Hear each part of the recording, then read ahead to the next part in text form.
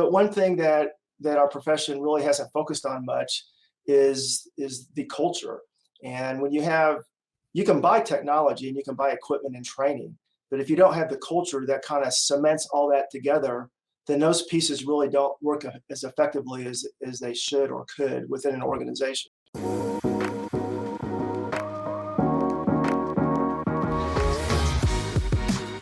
Hello and welcome to Love as a Business Strategy, a podcast that brings humanity to the workplace. We're here to talk about business, but we want to tackle topics that most business leaders might shy away from. We believe that humanity and love should be at the center of every successful business. And I'm your host, Jeff Ma. And as always, I want to have those conversations with real people about the real world, about real issues and businesses. And my guest today is Chief Jack Cauley. Jack Cauley was sworn in as the Castle Rock Police Chief on January 3rd, 2012. He began his law enforcement career in 1984 as a dispatcher, eventually joining the Overland Park Police Department in Kansas, where he served for more than 25 years, rising to the rank of Lieutenant Colonel. Chief Cauley holds a bachelor's degree in criminal justice administration from Central Missouri State University and a master's degree in public administration from the University of Kansas. He's also a graduate of the FBI National Academy. Now, in 2018, Chief Cauley was presented with New York Times bestselling author and motivational speaker, you may have heard of him, Simon Sinek's Igniter of the Year Award. This is an award that Sinek presents annually to an individual who has taken his vision and used it to transform the culture around them. And Chief Cauley did this through the creation of his one-by-one policing philosophy, which promotes building a safe and secure environment for officers and staff so they're better equipped to serve each person they encounter individually. And this unique style of policing encourages compassion and treating others like family, and his department readily embraced it.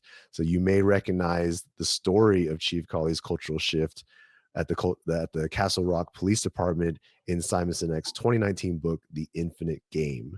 And so I'm very honored and excited to have on the show, welcome to the show, Chief Jack Cauley. How are you, Jack?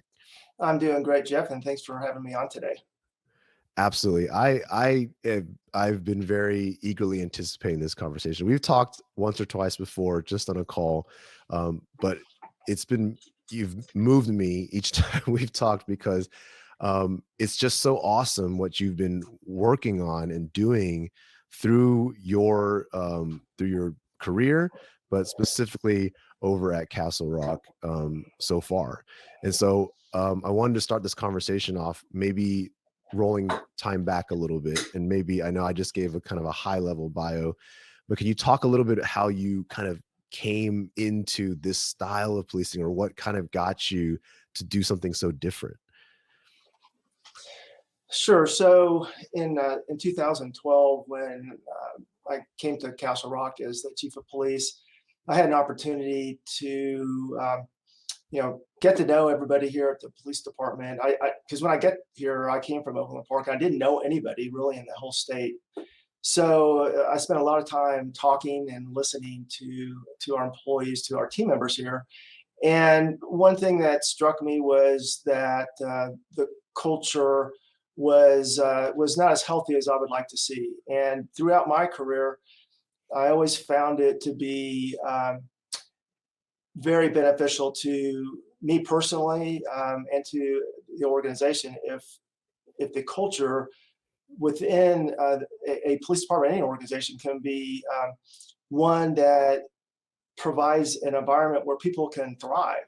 And I found that just from my personal experience that if you can thrive at work, it certainly translates into the rest of your life, your family, your health, and then just how effective you are at work. And more, importantly is, we're here in the police service to serve our communities. And it's so important that we're our natural best when we're doing it, because not only are our team members happier and healthier, but the community is also a recipient of that. And we all want our communities to be safe and to thrive.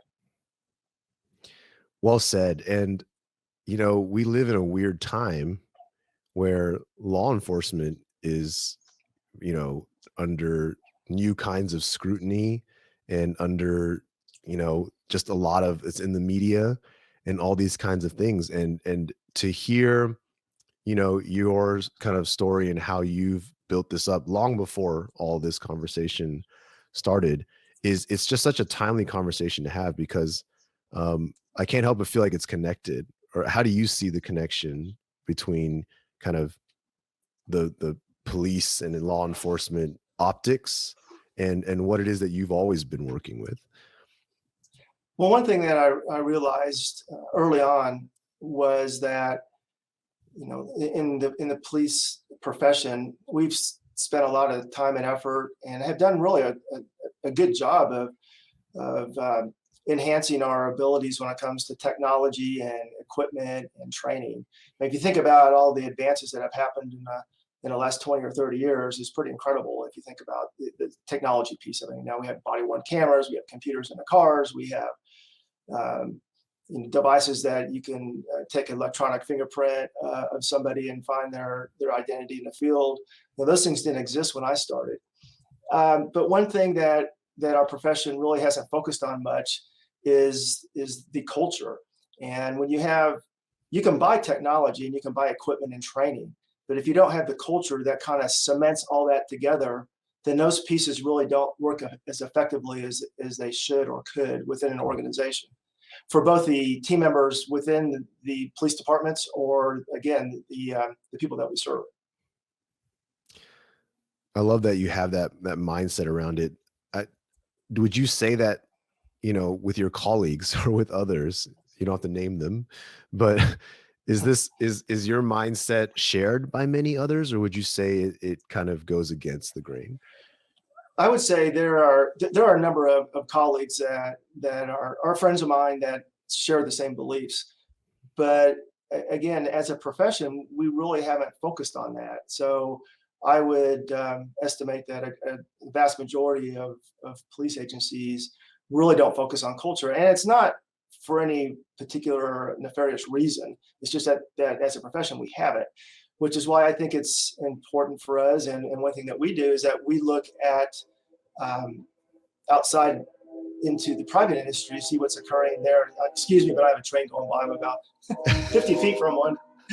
Um, but we can learn a lot from private industry on what private industry has done as far as culture and enhancing the culture within organizations.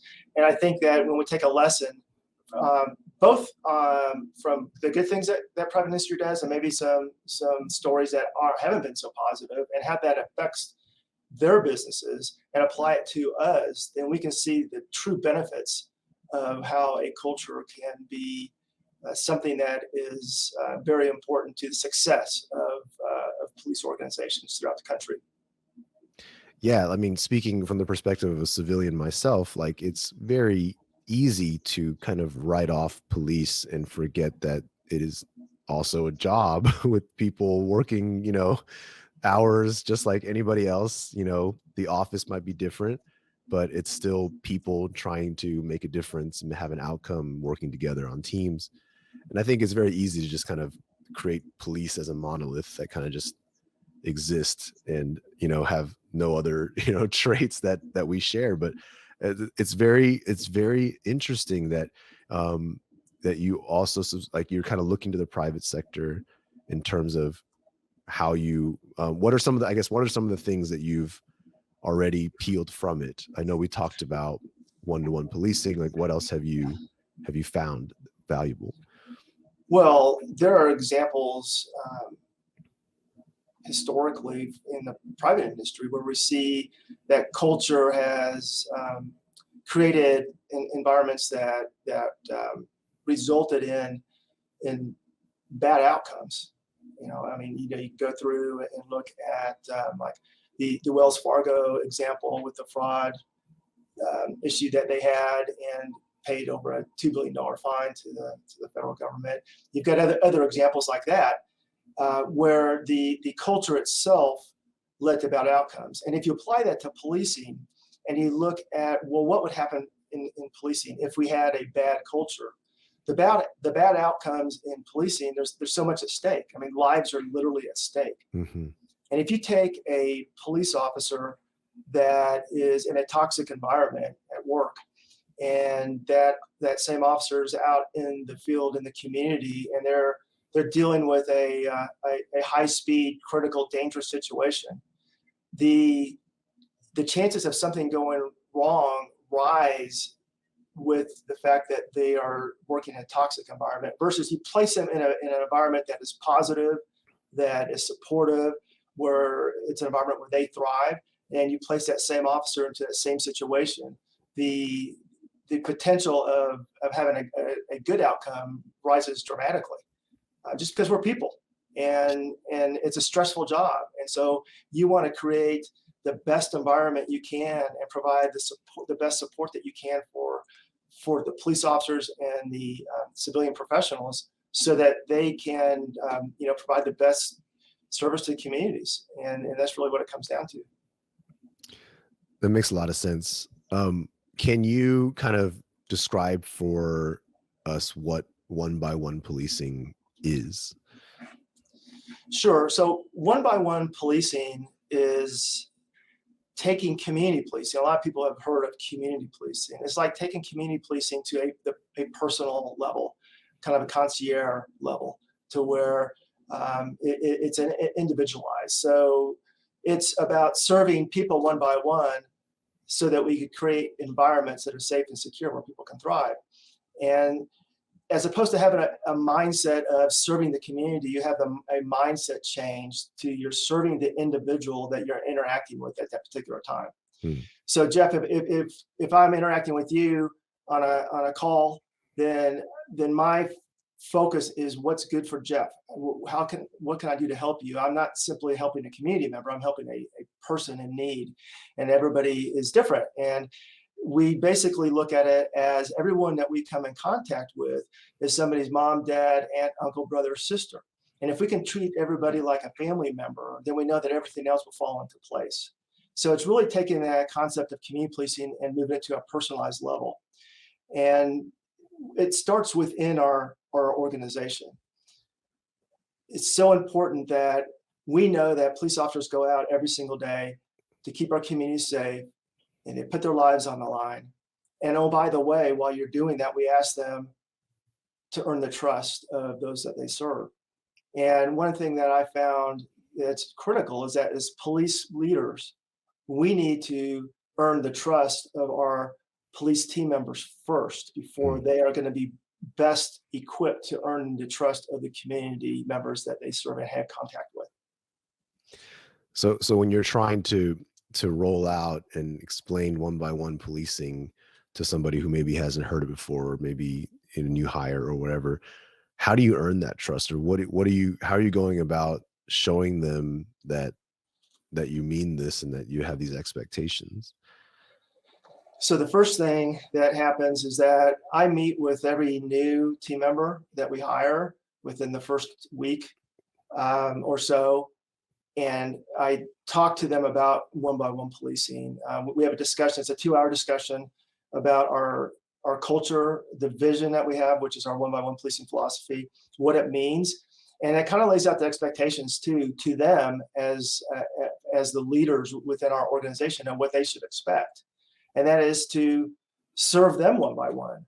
We know it's important that every employee, every team member that we serve, that we create environments where they can thrive, where they feel safe, both psychologically and physically. Because we know that when we have these environments where they can thrive, where they're psychologically safe, that when they are providing that service to the community, that automatically translates to the engagement that they have with those people that we have contact with every single day. And so we start off doing that. And then the fact that our entire organization lives our one-by-one policing philosophy every day. So when a new team member comes on, they are welcomed. They are felt part of the team, as opposed to a traditional policing organization. when a new police officer starts, a lot of times they're treated like a pledge, or hey, unless you've been here for 6 months or 12 months, we don't need to talk to you because you don't have anything of value to the organization. And we turn that around on 180. We know that everyone that we hire here from day one, they have something to give to our organization, and we value that, and we make sure that they know they're a valuable part of our team, because it all starts with experiences. And we want everyone that is part of our team here at Castle Rock Police to know from day one that they're important to us and are critical to our success. So if they have a positive experience from day one, then that just translates throughout their career, and which moves into our behaviors, our values, and then at the end are the results that we have at the end of the day.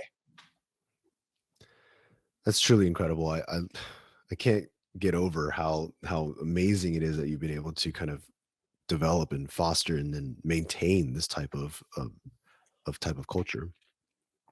Can you tell me a little bit about your experience in the Simon Sinek realm? I think you're called to fame, but also I'm just so curious, like, what was that like? How did that happen? Well, I first heard Simon Sinek give a presentation at the International Association of Chiefs of Police Conference in San Diego several years ago. And at that time, that was the first time I was introduced to him. And he had introduced a book called Leaders Eat Last. So I read the book, and I thought it really struck a lot of chords with me as far as the changes that we were making here at Castle Rock Police with our culture.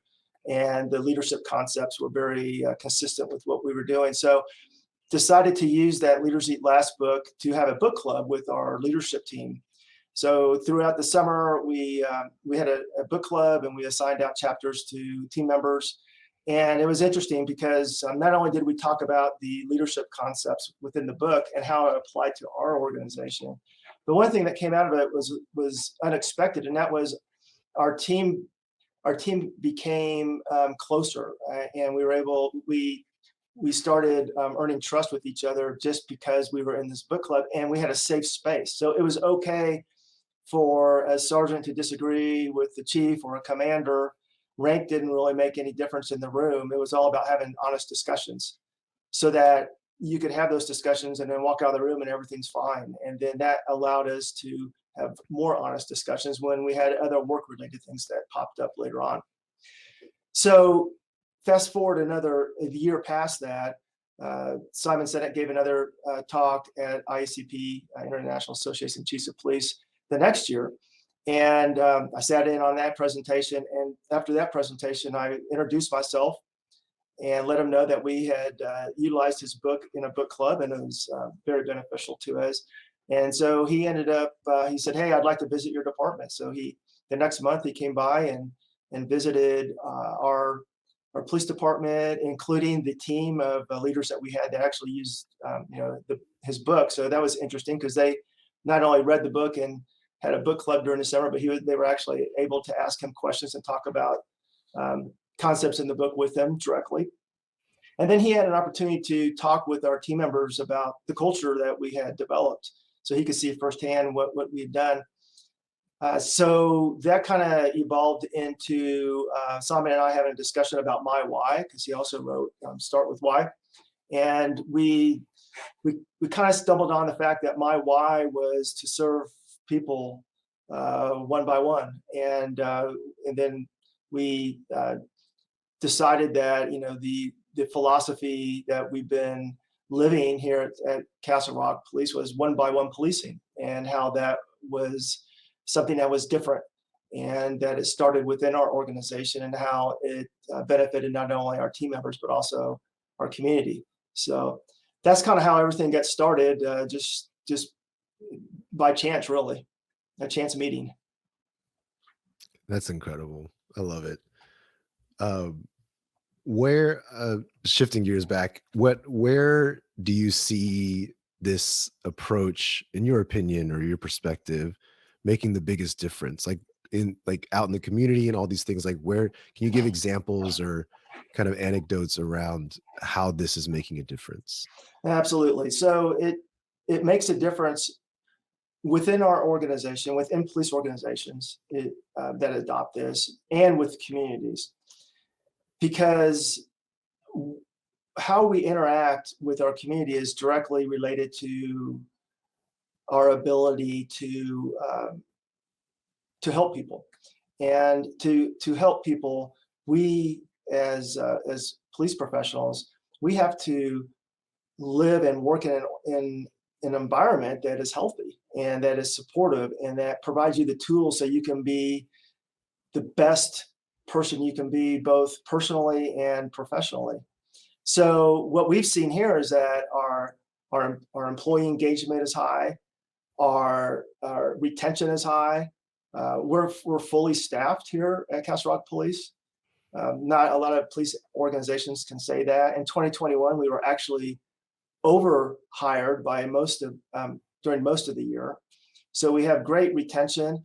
We're hiring officers from other agencies that have a lot of great experience. And, unfortunately, they're coming to us in part because of the environment that they're working in. Mm. And as a person who, I've dedicated my entire life to this profession, and I don't like seeing other police agencies have environments where people don't feel like they enjoy working there, or it's toxic. I would prefer that we don't actually have people coming to us for that reason, because I would like every police agency in our country to have environments that are healthy, because this is a very difficult profession. And it's more important now that we have a culture that's supportive of our team members. I mean, we know that mental health is an extremely critical area for police officers, and the more that we can focus on culture and providing them an environment where they can thrive, then the better everybody is. The better the individual police team member is, the better their family member, because when they go home, they're coming home after a day where they feel like they've done great work and they had a lot of and great purpose in their work, as opposed to coming home after a day on the job where the internal environment was toxic, and then they were dealing. It's difficult to in those types of situations to reset and go home and be positive, and so it's more important now than ever that we really focus on our culture. And you mentioned also out in the community, like what have you seen out there? So what we're seeing out in the community is because our officers, our one-by-one policing philosophy that we live in our organization automatically translates into how our police officers serve our community. And an example is that when we had a couple of years ago, when there were a lot of protests throughout the country, we actually had a protest here and a gathering of individuals that just wanted to voice their opinion. And we had our officers out there with them just to make sure everybody's safe. And I had more than one citizen resident come up to me and say, "Hey, Chief, what type of talking points did you give your officers before they went out to the protest?" And I was like, "I didn't give them any talking points because I didn't have to. They are going to. I knew and confident they're going to treat everybody at the protest just as they would every other day that we were out there serving the community." And that's because of the automatic translation that occurs between our internal culture and then how we interact with our community every single day. So the community benefits as well because they're getting better service with officers that are positive, they want to help, they are purpose driven, and they know that it's important to treat everybody like a family member. I love that. You talked about basically saying, some people some officers are coming from less ideal work environments for themselves. How do you view that problem, I guess, or if you view it as a problem, what do we do about that? Well, I do think it is a problem, and I think it's something that that's something I'm passionate about, and one reason that I was excited to get to participate on your podcast, because I think it's important to get the message out there that culture is important, and we can make a difference. So we just have to look at the benefits and start making those changes as and I hope that our agency can serve as a model, that it works and there's benefits to it, both for the police officers and for the community. And especially in this time where it's hard to uh, attract and retain talent, both in the private industry, but certainly in the policing profession, it's very, very difficult. So it's more important than ever to have a place where people want to work, that they have purpose, that they're happy, that they're supportive, and they enjoy being there. I mean, you know, our team likes coming to work, and we have fun doing what we're doing. It's serious business, but we also can have fun doing it and support each other. And when you can do that, then everything else kind of falls into place. But I think that certainly, just like other changes in the policing profession over the years, like I discussed, the technology, look up of all the advances we made in technology. It's because we put a focus on it. We can do the same with culture. We just need to put a focus on it. And so we're trying to do our part to um, to put a light on that, on the fact that culture is important, and that it works, and it benefits everyone. Can I ask, when obviously over the last 2.5 years or so, a lot of the issues, situations have created all kinds of attention and spin and things like that. How is your teams like practicing this? How is your team's mindset, or how do they handle all the negative stigma? How do they handle the perceptions that the public may have in some parts about, you know, policing in general? We're very fortunate here in Castle Rock because our community supports what we do. We have built and earned trust with our community, and it's intentional, right? So, and we talk about this a lot here, that we have a supportive community, but it doesn't happen by accident. It happens because of the way that we've been serving our community for years. And I truly believe that all the difficulties and challenges that our profession has had over the last few years, we've been able to weather that storm well because we're more resilient. We have built that community trust, and that reduces the stress on our team members. And certainly, I mean, if you go home at night and watch the national news, and and you see what's going on out there, it affects you. But our team members know that, hey, our community supports us. I mean, during the worst part of all of this, post Floyd, we had people stopping by the police department and dropping by goodies and thank you notes and things like they normally do. But what the difference was is that they say, we know that you guys are there for us. We don't believe what others are saying about you across the country. We're here for you. And it's almost as they were being empathetic towards us because of what they were seeing out nationally. And it's like any relationship that is built on trust, and you have compassion and empathy. They were actually showing that empathy back to us because that's how we work in our community. That it's important that we demonstrate empathy to others. Now, and they were doing it for us at our time of need. So it was really pretty neat to see, and we're grateful for that. Yeah. And I'm grateful for you and all you're doing with your team. I appreciate you taking the time today to come chat. It's truly an inspirational story and just effort that you're putting out there. And I really I thank you. I thank you not just for your service and what you do, but also for leading the way on these types of things. Well, thanks, Jeff. I appreciate that, and certainly we're always, we know that every single day that it's something that we have to work at, and I think that's true in an organization.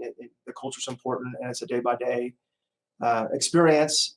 But it's certainly something that I think has benefited again our team members and our community, and that's why we're here. Well, once again, I can't thank you enough for joining me on the show today.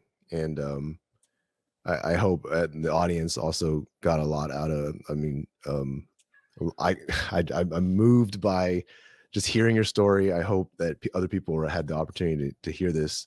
So again, thank you so much for being here. Thank you, Jeff. And to the audience, hope you enjoyed that.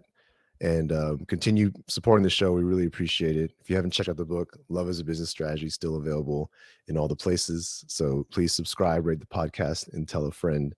And until next week, we will see you later. Have a good week.